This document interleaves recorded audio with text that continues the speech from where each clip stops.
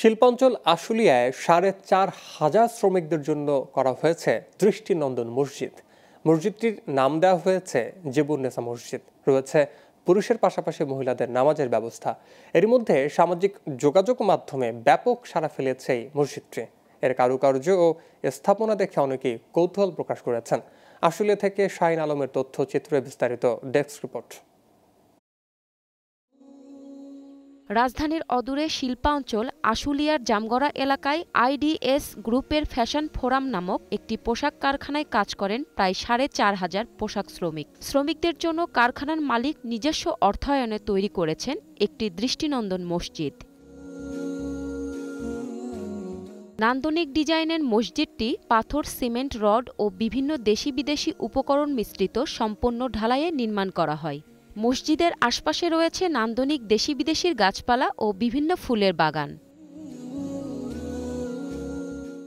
বিশাল ঢালাই ও গোলাকার ছাদ, ভেতরে বাতাস প্রবেশের জন্য ক্ষুদ্র ক্ষুদ্র নান্দনিক ডিজাইন ও কারুকার্য যেন মুগ্ধতা ছড়ায়। এত বড় স্থাপনায় নেই কোনো পিলার। দিনে যেমন সুন্দর দেখায়, তেমনি রাতের সৌন্দর্যও সবাইকে মুগ্ধ করে।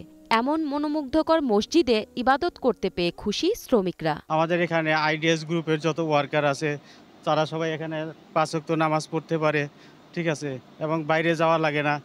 বাইরের লোক না, এটা শুধু আমাদের ফ্যাশন ফরমের যত ওয়ার্কার আছে, স্টাফ আছে, এদের জন্য আর কি এটা করে দিছে স্যার। নান্দনিক ডিজাইনের মসজিদটি সবার জন্য উন্মুক্ত করার দাবিও জানিয়েছেন অনেকেই। এরকম সুন্দর মসজিদ আমি অনেক জায়গায় নামাজ পড়ছি, এরকম সুন্দর মসজিদ আমি দেখি নেই। বিশেষ করে লাইটিং সিস্টেমটা রাত্রে এত সুন্দর দেখায়, এত সুন্দর হয়েছে যেটা ভাষায় প্রকাশ করা যাবে না। বিশেষ করে আইডিএস এর এমডি স্যারকে বলবো যে অবশ্যই এই মসজিদটা যদি উন্মুক্ত করে দেয় তাহলে আমরা এলাকাবাসী আসে এখানে নামাজ পড়তে পারবো। এর জন্য স্যারের কাছে বিপুলভাবে আবেদন থাকে। শ্রমিকদের ধর্মীয় শিক্ষা ব্যবস্থা চালু করার পাশাপাশি সর্বসাধারণের জন্য উন্মুক্ত করে দেওয়ার কথা জানান কারখানার এই কর্মকর্তা। একটা সুন্দর ইসলামিক স্থাপনা সবাই দেখুক, এটাও আমরা চাই। সারা দুনিয়াতে এটা প্রচার হোক, আমরা এটা চাই। এতে করে অন্য ইন্ডাস্ট্রিয়ালিস্টরা উদ্বুদ্ধ হয়ে তাদের প্রত্যেকের কম্পাউন্ডে একটা করে মসজিদ বা ইসলামিক স্থাপনা তৈরি করুক। এটা হচ্ছে আমাদের উদ্দেশ্য।